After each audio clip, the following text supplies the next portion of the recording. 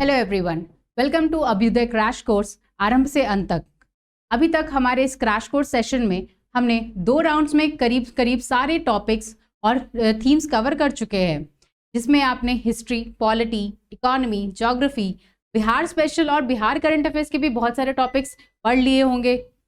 अब इस general science session में हम लोग आज से देखते हैं फिजिक्स के टॉपिक्स जो पिछले वीडियोस में हमने कवर किया था, जैसे यूनिट्स, मेजरमेंट्स एंड मैकेनिक्स के कुछ टॉपिक्स थे। उन्हीं को आगे प्रोसीड करते हुए आज हम लोग इस सेशन में फिर से प्रेशर, हीट और टेम्परेचर के टॉपिक्स देखेंगे। हमारा पहला टॉपिक है आज का प्रेशर। अब प्रेशर आपको पता है, force per unit area over any surface of the body.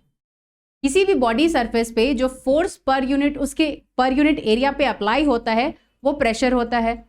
उसका एसआई यूनिट क्या है? पास्कल है। अब प्रेशर की अगर हम लोग बात करें तो आप देखते हो नाइफ हो, नेल हो या कोई भी ऐसे पॉइंटेड या शार्प चीज़ें होती है, वो कितनी पॉइंटेड होती है, कितनी छोटी होती है, उनका सरफेस एरिया कितना कम होता है। क्यों? क्योंकि अगर ये सरफेस एरिया कम होगा तभी उस पर ज़्यादा फोर्स अप्लाई होगा और हमारा काम इजीली हो पाएगा। किसी भी नेल को अगर आप वॉल में इंसर्ट करना चाहते हो तो आप उसके हेड साइड से करते हो या टेल से, या उसके नेल वाला जो पॉइंटेड साइड है उस साइड से करते हो? ऑब्वियस है, पॉइंटेड साइड से करते हैं। क्यों? क्योंकि पॉइंटेड साइड को पे हम जब उसके सरफेस एरिया मिनिमम होता है तो उस पर जब हम फोर्स अप्लाई करेंगे तो वो प्रेशर से इजीली इंसर्ट हो पाएगा वॉल में। ठीक है। सिमिलरली आपको कुछ फ्रूट कट करने हैं, आपका नाइफ का एज जो है वो शार्प साइड से वो पॉइंटेड है, तो उस पर सरफेस एरिया उसका कम है, तो उस पर भी हम लोग जब फोर्स अप्लाई करेंगे तो उस प्रेशर से वो इजीली कट कर सकते हैं आप उस फ्रूट को। ठीक है। फिर और एग्जाम्पल्स अगर प्रेशर के देखें तो आप देखो, आप जो बैग्स यूज करते हो वो उसका जो ये स्ट्रैप होता है वो कितना ब्रॉड होता है ना? क्यों? ताकि हमारे शोल्डर्स पे वेट कम लगे, वो प्रेशर बैलेंस हो जाए हमारी बॉडी पे, तो हमें ज़्यादा हैवी नहीं लगेगा चाहे आपका बैग हैवी हो। वो ब्रॉड स्ट्रैप जो होता है इस वेट को, इस प्रेशर को मिनिमाइज करने के लिए होता है। ओके, तो ये कुछ एग्जाम्पल्स थे हमारे प्रेशर के। प्रेशर के कॉन्सेप्ट में हमारा एक लॉ है, पास्कल लॉ, जो कि उसके एसआई यूनिट के साइंटिस्ट के नाम पे डराइव्ड है। वो एक बहुत इंपॉर्टेंट कॉन्सेप्ट है। और बीपीएससी के पैटर्न्स अगर आप देखो तो साइंस एंड टेक्नोलॉजी में वो लॉज से रिलेटेड आपको डायरेक्टली लॉ तो नहीं पूछता है, लेकिन आपको लॉ से रिलेटेड एप्लीकेशन पूछेगा। कई बार डिफिनीशन में भी दे देता है कि हाँ ये पर्टिकुलर लॉ है, ये कौन सा लॉ है, किस साइंटिस्ट के कौन से साइंटिस्ट ने इसे डराइव किया है या किस कॉन्टेक्स्ट में ये पूछा जा रहा है। तो इस तरह के क्वेश्चंस बीपीएससी के प्रीवियस क्वेश्चन से आप डील कर सकते हो। आप देख सकते हो कि ऐसे क्वेश्चंस उसने पूछे हैं।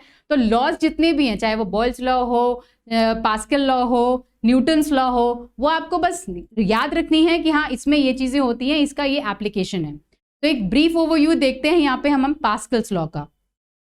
अब पास्कल लॉ क्या कहता है? A change in the pressure applied to an enclosed incompressible fluid.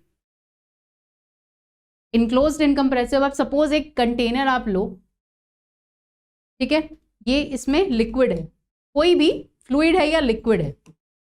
अब उसके बाद is transmitted undiminished to every portion of the fluid and to the walls of its container. अब यहाँ पे इलस्ट्रेशन में आप देखो, ये 4 साइड्स हैं, 4 पिस्टन्स हैं अलग अलग सरफेस एरिया के। ठीक है, किसी में ज़्यादा है और किसी में कम है। पिस्टन है, इस पे अब फोर्स अप्लाई होगा, या इसका पहले एरिया देखते हैं। जैसे ये हो गया area 1, area 2, area 3 and area 4, सबका अलग अलग सरफेस एरिया है। ठीक है। अब इस पे फोर्स एक्सर्ट करेगा अंदर की तरफ। क्यों? Sorry, F2, F1, F3 and F4। अब इस लिक्विड पे ये पिस्टन के थ्रू फोर्स अप्लाई हो रहा है, जो फोर्स एक्सर्ट कर रहा है। तो अंदर में जो लिक्विड है इस तरह से। अब इसमें आप देखो, अगर इस वाले पिस्टन से फोर्स आ रहा है तो ये क्या करेगा, सब तरफ से इक्वली डिस्ट्रीब्यूट होगा वो फोर्स, जो फोर्स जनरेट होगा अंदर में वो सब तरफ से इक्वली लगेगा पूरे लिक्विड पे, ठीक है, ये पूरे लिक्विड पे लगेगा।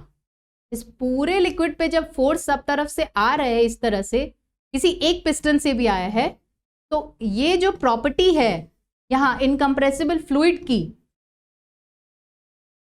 किसी भी एनक्लोज्ड कंटेनर में, उसको हम लोग बोलेंगे पास्कल्स लॉ।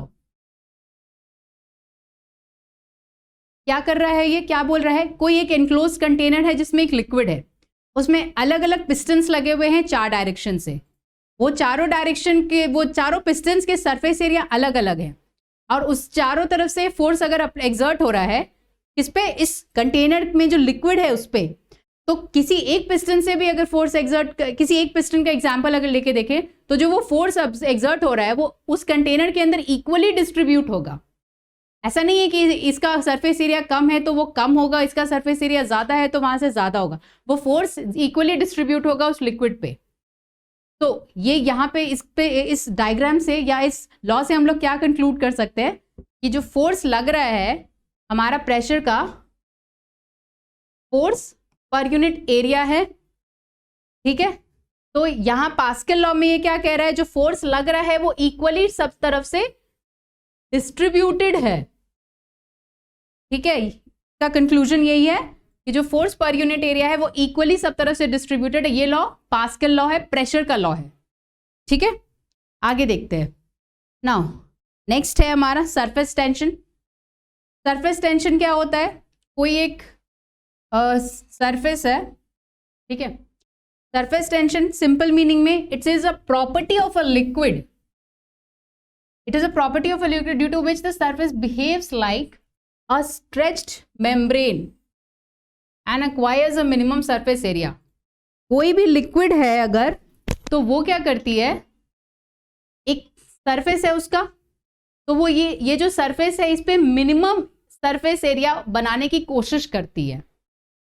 और ये जो सरफेस टेंशन है ये एक्चुअली में है क्या, इधर सॉलिड है, ये सरफेस है, ये लिक्विड है, ठीक है। तो इन दोनों के बीच ये जो सरफेस है इसका जो एरिया है उसको रिड्यूस करने की कोशिश करती है, और यही एरिया हमारा सरफेस, तो इस पे अप्लाई हो रहा है और behaves like a stretched membrane.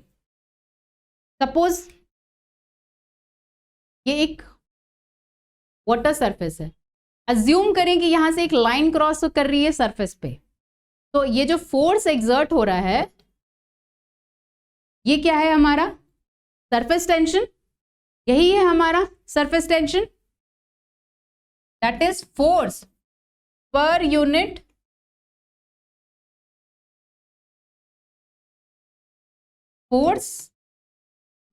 Length of line.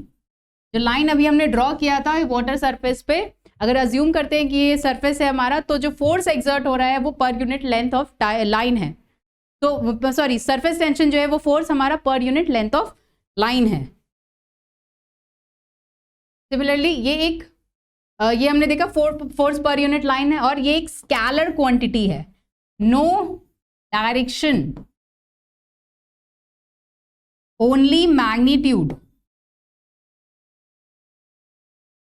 Scalar vector quantity देखा था ना हमने लास्ट क्लास में, वेक्टर क्वांटिटीज में डायरेक्शन और मैग्नीट्यूड दोनों होता है, स्केलर क्वांटिटीज में सिर्फ मैग्नीट्यूड होता है, डायरेक्शन नहीं होता है, ठीक है। It's SI unit is Newton पर मीटर, न्यूटन जो फोर्स का एसआई यूनिट है और लेंथ का मीटर, तो न्यूटन पर मीटर सरफेस टेंशन। अब सरफेस टेंशन के कॉन्सेप्ट में सबसे इंपॉर्टेंट चीज जो एग्जाम पॉइंट ऑफ व्यू से हमें देखनी है, इसके एप्लीकेशंस।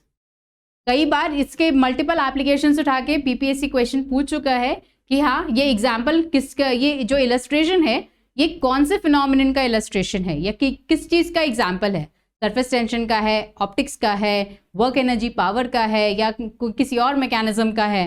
तो इस तरह के क्वेश्चंस पीपीएससी पहले पूछ चुका है, और प्रीवियस क्वेश्चंस में आपको ऐसे इलस्ट्रेशंस के एग्जांपल्स या इलस्ट्रेशन बेस्ड क्वेश्चंस बहुत सारे मिलेंगे।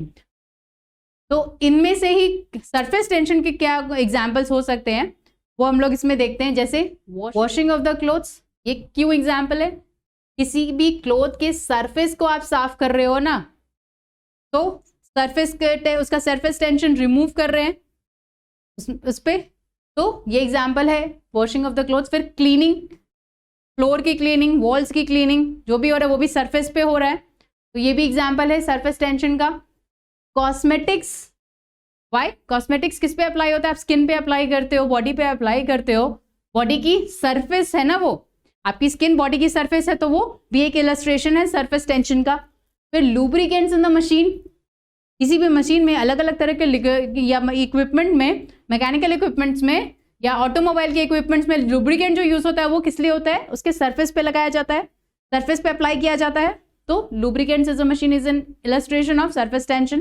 सिमिलरली स्प्रेडिंग ऑफ इंक और कलर्स, आप इंक स्प्रेड करते हो, पेंट करते हो या लिखते हो नोटबुक पे, या जैसे वॉल पे कलर करते हैं, कैनवस पे कलर करते हैं, वो भी क्या है? एक सरफेस है। तो सरफेस स्प्रेडिंग ऑफ इंक और colours is an illustration of surface tension. Wetting of a surface, similarly then action of surfactants, ये भी सरफेस के पे अप्लाई होता है। फिर पेंट्स है, इंसेक्टिसाइड्स हैं, इंसेक्टिसाइड्स हम जो या पेस्टिसाइड्स डालें या फर्टिलाइजर्स डालें, किस पे डाल रहे? क्रॉप या किसी प्लांट के सरफेस पे है, ताकि ऊपर पे उसके सरफेस पे जो पेस्ट लग गए हैं उन्हें रिमूव किया जा सके इनकी मदद से। फिर creating fuel spray in automobile engines, automobile के इंजन पे फ्यूल स्प्रे जो करते हैं वो भी क्या? सरफेस टेंशन के इश्यूज को रिजॉल्व करने के लिए करते हैं। Passing of liquid porous media in a porous medium, example of surface tension, ठीक है। नेक्स्ट हम लोग देखते हैं हीट। हीट क्या है? सिंपल वर्ड्स में a form of energy which produces the sensation of warmth or coldness. Heat simple एक फॉर्म ऑफ एनर्जी है जो आपको किसी तरह का सेंसेशन आपको फील कराती है, चाहे वो वार्मथ हो या कोल्डनेस हो, ठीक है। इसकी सीजीएस यूनिट है कैलोरी और इसकी एसआई यूनिट है जूल। यहाँ पे कंफ्यूज मत करना और अलग से इसको ध्यान रखना कि हीट की का सीजीएस यूनिट कैलोरी है, एसआई यूनिट जूल है, दोनों में मेजर करते हैं और उसका इक्विवेलेंट रिलेशन है 1 calorie is equal to 4.18 joule. अब हीट को कैसे देखेंगे? आप एक पैन में वाटर बॉईल कर रहे हो, वेपराइज हो रहा है, उस पर अगर एक लिड लगा हुआ है उस पर वेपर्स आ जाते हैं। क्यों आ रहा है? किस मैकेनिज्म से आ रहा है? एनर्जी ट्रांसफर से हो रहा है। वो जो वेपर्स बन रहे हैं वो क्या है कि क्यों जनरेट हो रहा है? हीट की वजह से जनरेट हो रहा है, जो वेपर्स के फॉर्म में आपके लिड पे दिख रहे हैं। प्रेशर कुकर में कुकिंग करते हैं, जो हमारा खाना उसमें बन रहा होता है उस पर प्रेशर अप्लाई करते हैं, तो वो स्टीम की वजह से उस पर उसके लिड पे वेट आता है। वो स्टीम का जो जनरेशन हो रहा है वो क्यों कैसे हो रहा है? हीट की वजह से हो रहा है। उसका टेम्परेचर बढ़ा देते हैं ना, जो बॉइलिंग पॉइंट है उसका टेम्परेचर बढ़ा देते हैं, तभी तो वो उस पर लिड पे वेट आता है, जिसके प्रेशर से और टेम्परेचर से खाना आपका बनता है, ठीक है। और नोजल से फिर उसका प्रेशर रिलीज होता है, ठीक है। किस मैकेनिज्म से या किस मैकेनिक्स की वजह से ये हो रहा है? हीट के वजह से, ठीक है। तो इसकी ऐसा यूनिट हमने देख ली कैलोरी है। कैलोरी को कैसे डिफाइन करते हैं? Amount of heat required to raise the temperature of 1 gram of water through 1 degree Celsius. अगर 1 ग्राम ऑफ वाटर है तो उसको 1 ग्राम ऑफ वाटर है, उसका टेम्परेचर बढ़ाने के लिए जितना हीट चाहिए वो अमाउंट ऑफ हीट क्या है हमारा? कैलोरी में मेजर होता है।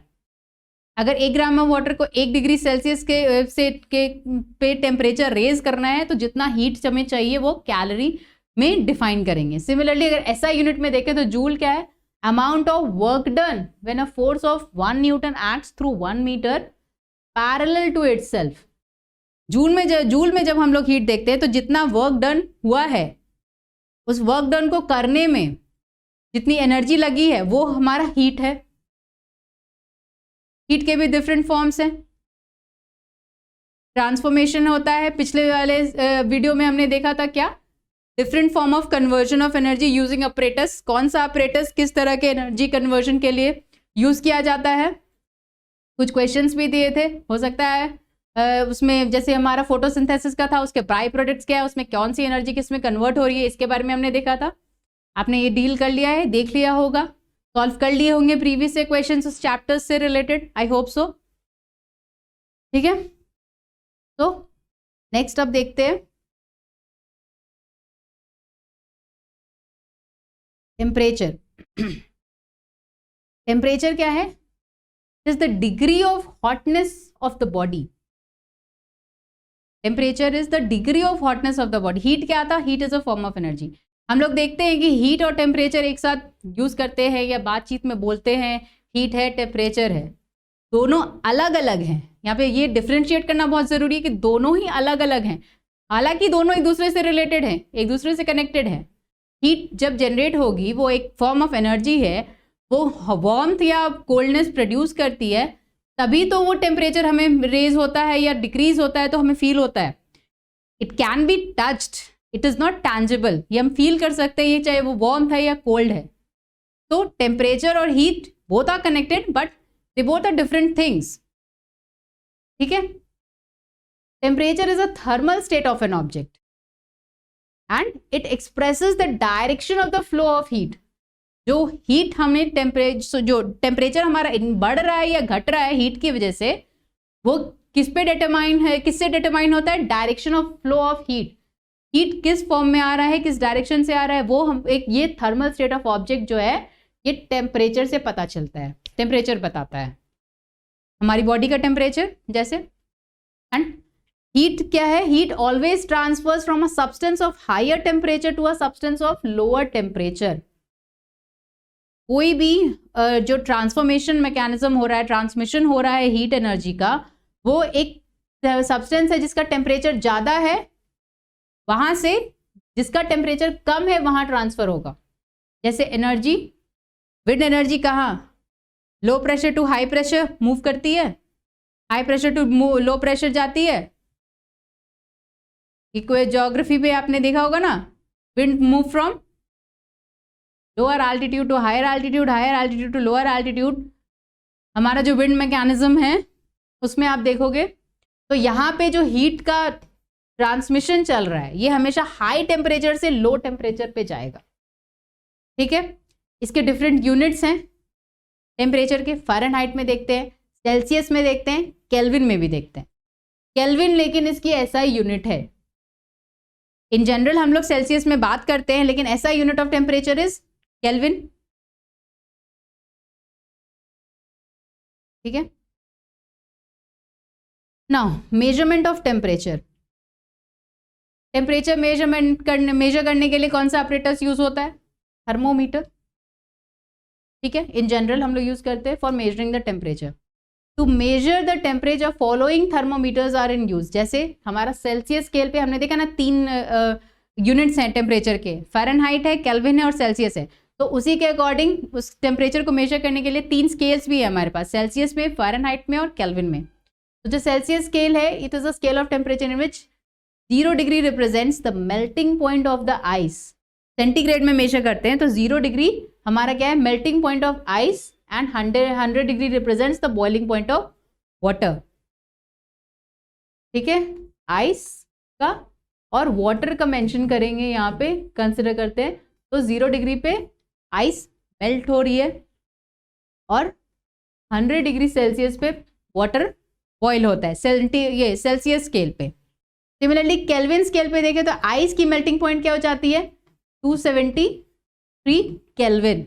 0 degree is equal to 273 kelvin and the boiling point of water is 373 kelvin plus 100, 373 kelvin.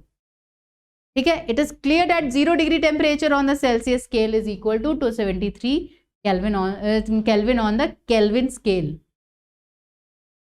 ठीक है, तो temperature on kelvin scale is temperature on Celsius scale plus 273। ये न्यूमेरिकल्स में आपको पूछ सकते हैं कि अगर कोई टेम्परेचर है जो केल्विन में दिया हुआ है, सपोज 45 केल्विन है, और उसको आपको सेल्सियस में कन्वर्ट करना है वहाँ पे, तो इसको कैसे कन्वर्ट करेंगे? तो इससे रिलेटेड न्यूमेरिकल्स आपके आ सकते हैं। अभी आगे हम कन्वर्जन का फॉर्मूला भी देखेंगे, जिससे रिलेटेड न्यूमेरिकल कई बार या हमारे टेस्ट सीरीज में भी है, हमारे प्रीवियस इक्वेशंस में भी आपको मिल जाएंगे। सेल्सियस टू केल्विन और फ़ारेनहाइट का कन्वर्जन, वो एक बेसिक फॉर्मूला है जो आपको ध्यान में रखना है। ठीक है, फ़ारेनहाइट स्केल में melting point of ice is 32 degree Fahrenheit and boiling point of water is 212 degree Fahrenheit. So 0 degree is Celsius is equal to 273 Kelvin and 32 degree Fahrenheit, and 100 degree Celsius is equal to 373 Kelvin and 212 degree Fahrenheit. We have to just keep it in my mind. Okay. Next है हमारा relation between Celsius and Fahrenheit scale, temperature degree Celsius at Celsius scale and Fahrenheit scale. Then ये formula basic है हमारा conversion का, आगे इस पे based numericals भी है। आपका सेल्सियस का वैल्यू दिया होगा तो फ़ारेनहाइट निकालने के लिए आपके पास फॉर्मूला है। अगर फ़ारेनहाइट से का वैल्यू दिया है तो सेल्सियस आप इससे डराइव कर सकते हो। T/5 is equal to F minus 32/9, ये हमारा कन्वर्जन फॉर्मूला है। फिर यहाँ पे एक क्वेश्चन हम लोग देख ही लेते हैं हीट और टेम्परेचर से रिलेटेड कुछ, जैसे at what degree the centigrade and Fahrenheit temperatures are same. Centigrade and Fahrenheit temperatures कहाँ पे सेम? अभी हमने देखा था ना 0 degree Celsius is equal to how much, क्या था यहाँ पे 32 डिग्री फ़ारेनहाइट। ठीक है, तो यहाँ पे क्या पूछा है? Centigrade and Fahrenheit. तो अगर 0 degree Celsius is equal to 32 degree Fahrenheit तो कन्वर्ट करेंगे तो आप इसके फॉर्मूला को अप्लाई करके इसे कन्वर्ट करना और इसका आंसर डराइव करना। फिलहाल के लिए ये आंसर हमारा है 40 degree Celsius. Similarly value of 50 degree Celsius in Fahrenheit scale, same formula use करना है इसे डराइव करने के लिए। Answer should be this. आप लोग कैलकुलेट करके देख लेना न्यूमेरिकल्स, सो दैट आपको इस तरह के न्यूमेरिकल्स और इस फॉर्मूला को प्रोसीड करने में, इसके प्रोसीजर को फॉलो करने में, इसके बेस न्यूमेरिकल्स बनाने में आपको आसानी हो। आपके दिमाग में रहनी चाहिए ये formula. Similarly pressure cooker, in a pressure cooker food is cooked in shorter time because pressure cooker में हमारा खाना जल्दी क्यों बनता है? Boiling point of water increases, boiling point of water decreases, the food takes less heat. क्या reason है? अभी हमने देखा था हीट की वजह से स्टीम जो जनरेट हो रहा है वो हमारे खाने, स्टीम जो जनरेट हो रहा है वो प्रेशर से हमारे खाने को जल्दी बना रहा है। तो उसमें क्या होता है, जो पानी हम लोग डालते हैं उससे बॉइलिंग पॉइंट, उस टेम्परेचर और प्रेशर की वजह से boiling point of water increase करता है, जिससे हमारा खाना जल्दी बन जाता है। तो answer is in a pressure cooker food is cooked in a shorter time because of the boiling point of water increases. Okay, now temperature effects on matter. अलग अलग तरह के इफेक्ट्स हैं इसके। टेम्परेचर इफेक्ट्स मतलब solid, conversion of solid into liquid, liquid into gas and vice versa. ये simple temperature effect, temperature conversion है actually. तो इसमें अलग अलग फिनोमिना है हमारे पास, मेल्टिंग है, बॉइलिंग है, इवेपोरेशन है, सब्लिमेशन है। इसके एग्जाम्पल्स क्या, इसके बेसिक जो चीज़ें हैं बस वो हमें देखनी है ऊपर ऊपर, ताकि बस ध्यान में रहे कि हाँ ये इस फिनोमिनन में ये सो एंड सो चीज़ें होती है। और उसके बेस पे अगर एग्जाम्पल्स या कुछ क्वेश्चंस बनते हैं तो वो हम लोग देखेंगे। मेल्टिंग की बात करें, it is a process in which solid converts into liquid. कैसे? हीट के प्रोसेस से। ठीक है, it is the temperature at which solid matter melts and converts into a liquid at atmospheric pressure. Melting point of ice 0 degree Celsius, 273 kelvin and 32 degree Fahrenheit. जैसे ice melt होता है 0 degree Celsius पे पानी में, तो उसका melting point हो गया 0 डिग्री सेल्सियस जब सॉलिड कन्वर्ट हो रहा है लिक्विड में हीट के प्रोसेस के थ्रू, हीट जनरेशन से, ठीक है। Different solids have different kind of melting points. जैसे आइस का हमारे पास 0 डिग्री सेल्सियस है, फिर वैक्स का हमारे पास मेल्टिंग पॉइंट है कितना 63 डिग्री सेल्सियस। आप याद रख सकते हो, वो डायरेक्टली फैक्चुअल क्वेश्चन पूछ सकता है what is the melting point of wax, या उसमें ऑप्शंस में आपसे ये पूछ सकता है अलग अलग एलिमेंट्स का मेल्टिंग पॉइंट क्या है। तो वैक्स जो कॉमन है वो हम लोग यहाँ पे देख लेते हैं। Melting point of wax is 63 degree Celsius. Then melting point of iron 1535 degree Celsius. Iron is very hard, तो उसको गर्म करने में जितना हीट जनरेट होता है तो उसके लिए टेम्परेचर भी तो उतना रेज करना पड़ेगा, तभी उसे मेल्ट कर पाएंगे, उसको अपने अकॉर्डिंग हम शेप दे पाएंगे उस मटेरियल को, because it is very hard material, ठीक है। नेक्स्ट फिनोमेना देखते हैं, बॉइलिंग। ना बॉइलिंग में सिंपल फिनोमेना है, रोजमर्रे की चीज जिंदगी में हम लोग इसे देखते हैं। Liquid converts into vapours by heating. पानी बॉयल करते हैं, टी बॉयल करते हैं, कॉफ़ी बॉयल करते हैं, या अपने कुकिंग में हम लोग कुछ भी बॉयल करते हैं, तो इसमें क्या होता है, लिक्विड कन्वर्ट्स इनटू वेपर, ठीक है, by heating, and this is known as boiling.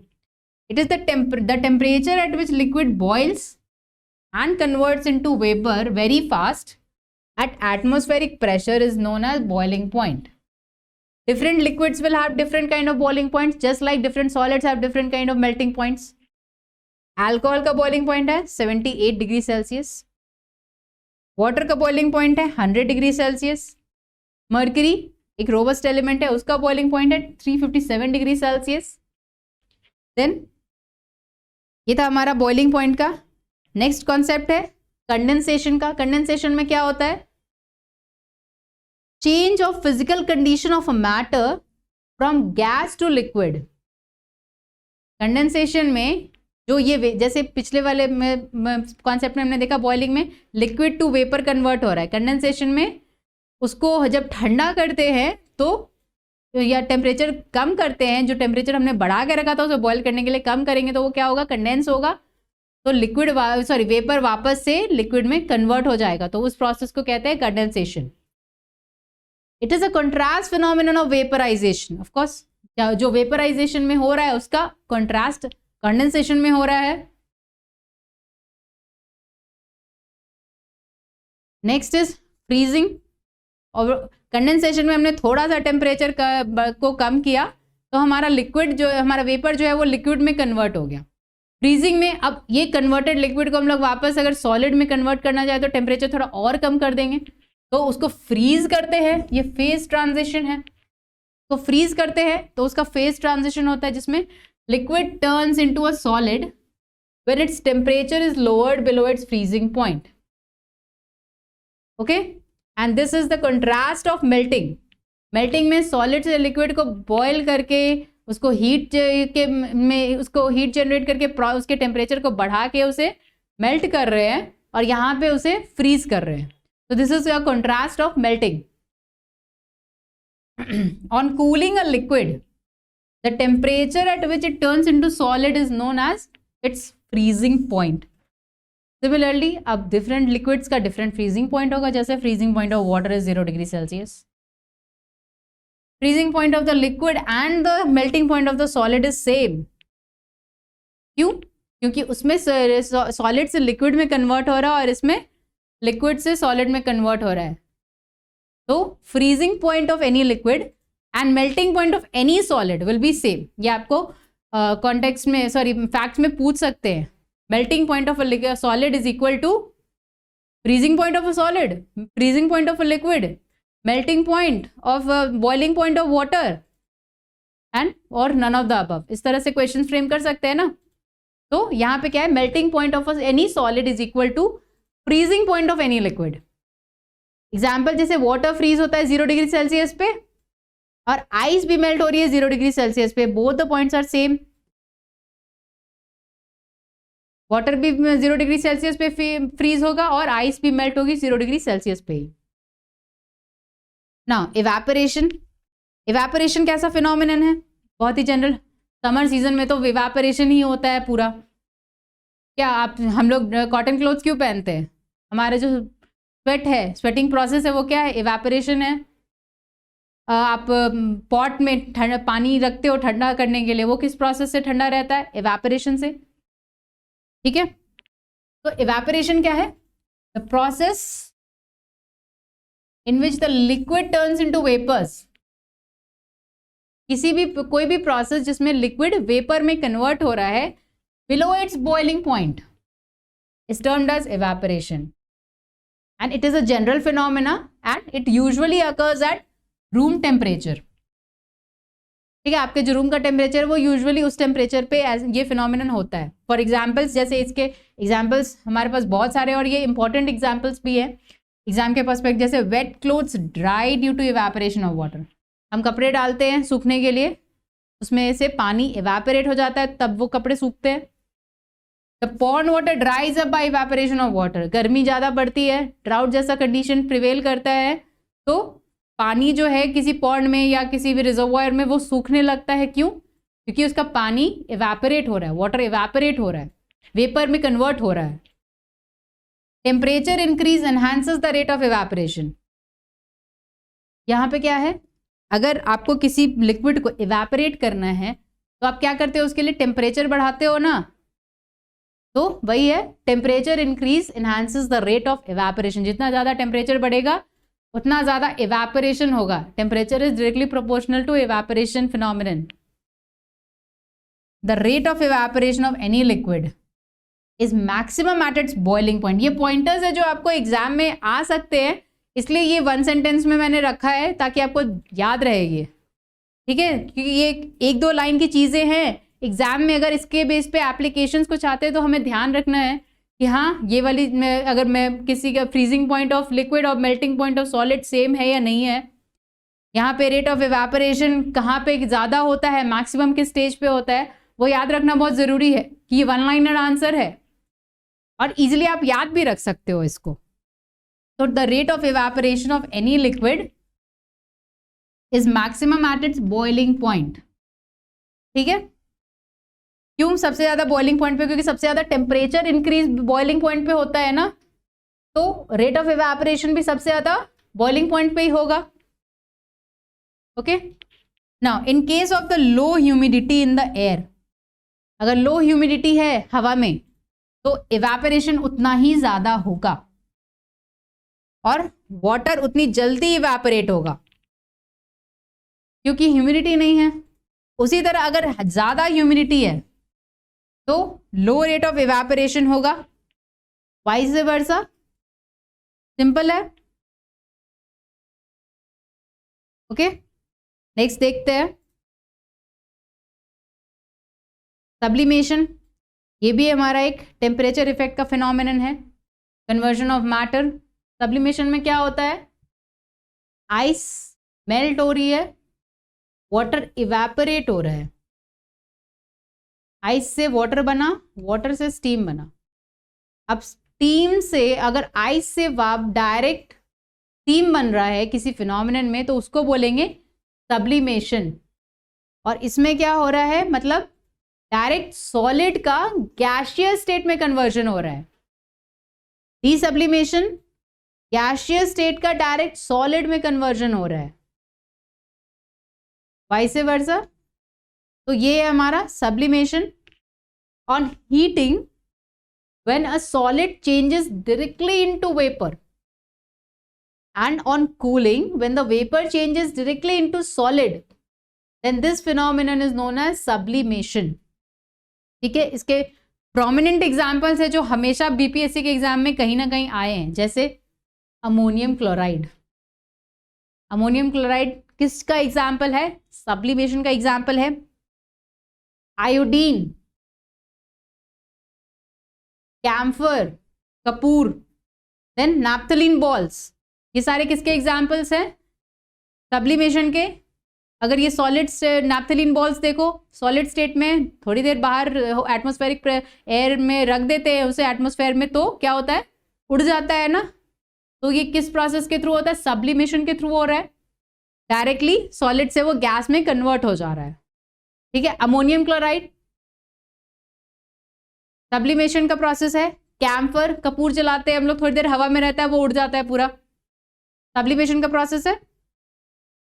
ठीक है, तो ये था हमारा टेम्परेचर इफेक्ट्स ऑन मैटर। अब एक और छोटा सा कॉन्सेप्ट है हीट एंड टेम्परेचर से रिलेटेड, हमारा लैटेंट हीट। ठीक है, लैटेंट हीट। अब लैटेंट हीट क्या होता है, the heat required to turn a solid into liquid और अ वेपर और a liquid into a vapour without the change of temperature. जो गैसियस जो भी मैटर का कन्वर्जन हो रहा है वो बिना आपके टेम्परेचर को बदले अगर ये होता है तो वो क्या है, हमारा लैटेंट हीट ऑफ कन्वर्जन होता है। ठीक है, अगर आप सॉलिड से लिक्विड में कन्वर्ट कर रहे हो, लिक्विड से गैस में कन्वर्ट कर रहे हो, या गैस को वापस लिक्विड में कन्वर्ट कर रहे हो, तो ये जो मैटर कन्वर्जन है इसमें अगर हमें टेम्परेचर चेंज करने की ज़रूरत नहीं पड़ती है, तो this very process is known as, और this very phenomenon is known as latent heat. ये दो तरह के होते हैं, मेल्टिंग का और वेपराइजेशन का। Latent heat of melting and latent heat of vaporisation में देखते हैं और क्या है।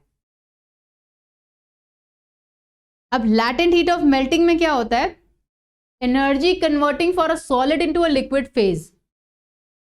ऑब्वियस है, सॉलिड से लिक्विड में कन्वर्ट हो रहा है, मेल्ट करा रहे हैं उसको, तो ये जो कन्वर्जन है without changing the temperature, actually this is the latent heat of melting. इसकी वैल्यू क्या है, value of latent heat of melting of, suppose ice की बात करें हम लोग यहाँ पे, water is the most standard example when we talk about matter conversion, isn't it. तो यहाँ पे इसकी वैल्यू है 3.34 joule, 3.34 into 10 to the power joule पर केजी में। लैटेंट हीट की बात करें ना तो जूल पर केजी, मतलब अगर हमें 1 ग्राम ऑफ सॉलिड को कन्वर्ट करना है लिक्विड में फेज में, तो हमें 334 जूल एनर्जी अप्लाई करनी पड़ेगी।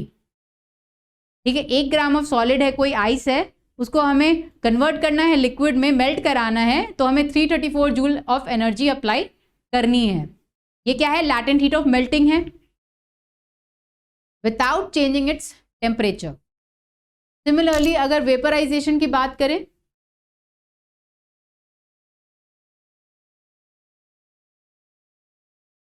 वेपराइजेशन की बात करें तो लैटेंट हीट ऑफ वेपराइजेशन में क्या हो रहा है, required energy converting for liquid into vapour. जैसे इसमें क्या था, सॉलिड को लिक्विड में कर रहे थे, अब इसको लिक्विड को वेपर में कर रहे हैं, तो ये है हमारा लैटेंट हीट ऑफ वेपराइजेशन। ठीक है, अब यहाँ पे क्या है, लैटेंट हीट ऑफ वाटर देखेंगे, क्यों, क्योंकि लिक्विड को वेपर में कर रहे हैं। तो latent heat of water is 22.5 into 10 to the power 5 joule पर केजी। का मतलब क्या हुआ कि हमें जो वाटर है उसको वेपर में कन्वर्ट करने के लिए 225 जूल ऑफ हीट जनरेशन करनी है, हीट अप्लाई करनी है, तब जाके वो 1 लीटर का पानी वेपर में कन्वर्ट होगा। जैसे हमारे इसमें क्या था, मेल्टिंग में 1 ग्राम ऑफ सॉलिड को या आइस को मेल्ट करने के लिए हमें 334 जूल ऑफ हीट अप्लाई करनी पड़ी थी, वैसे ही यहाँ पे लिक्विड को कन्वर्ट करने के लिए 225 जूल अप्लाई करना है। और जूल का पर केजी में हमने यूनिट क्यों लिया है, क्योंकि यहाँ पे हीट और मास की बात हो रही है। ठीक है